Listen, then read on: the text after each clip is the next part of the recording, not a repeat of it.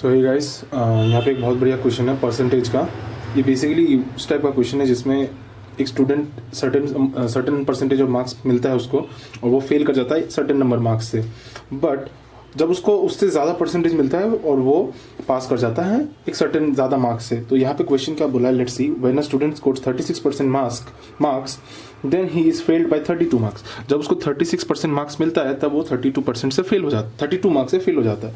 But when he scores 48% marks then he is passed by 64 marks. मतलब जब वो 36% score करता है he gets failed by 32 marks, मतलब उसको 32 मार्क्स कम मिलते हैं। पर when he scores 48% marks he is passed by 64 marks, मतलब जब उसको 48% मार्क्स मिलते हैं तब वो 64 मार्क्स ज़्यादा मिलता है उसको। सो इसमें बेसिकली हम क्या करेंगे, इसमें हम कोशिश करेंगे कि ये समझने का कि 36% मार्क्स में उसको 32 से फेल हो गया, मतलब उसको कितना ज़्यादा मिलना चाहिए था ताकि वो जस्ट पास हो जाए। सो यहाँ पे अगर हम देखेंगे कि इन दोनों के बीच में कितना का डिफरेंस है, इन दोनों के बीच में 12 का डिफरेंस है, 12% का भी डिफरेंस है। मतलब इस जिस नंबर को मिलकर उसको फेल हुआ है और जो नंबर बाद में लाने के बाद उसको 64 मार्क्स ज़्यादा मिला है, तो उनके बीच में डिफरेंस कितना है, 12%। और जो दो स्कोर्स हैं उसके पास, जैसे 32 मार्क्स उसको पहले कम मिला था, अब उसको 64 मार्क्स ज़्यादा मिला है, तो उन दोनों को अगर ऐड कर देंगे तो वो हो जाएगा हमारा 96। तो क्या हम ये कह सकते हैं कि जो 12% का जो डिफरेंस है वो ये 96 मार्क्स के डिफरेंस के बराबर है। सो इफ़ वी से 12% मार्क्स इज बराबर 96%, तो हमें कितना चाहिए, फाइंड द पासिंग मार्क्स। 1% का मार्क्स बराबर 96/12 और 100% मार्क्स के बराबर हो जाएगा आपका 96/12 इंटू 100। ठीक है, सो इसको हम काट देंगे।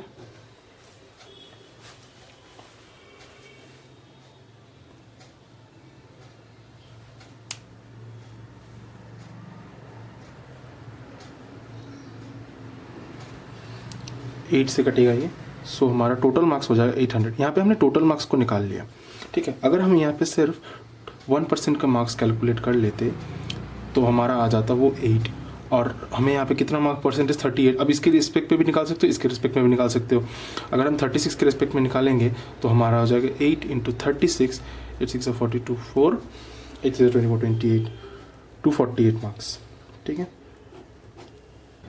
गाइज, यहाँ पे मैंने एक कैलकुलेशन मिस्टेक किया था, तो ये कैलकुलेशन यहाँ पे 282 नहीं होगा, मैंने यहाँ पे मल्टीप्लिकेशन में एक मिस्टेक किया था, इसको काट देते हैं। तो अब इसको इस पार्ट को इग्नोर कर देना आप, ठीक है, थोड़ा सा मैसी हो गया तो इस पार्ट को इग्नोर कर देना।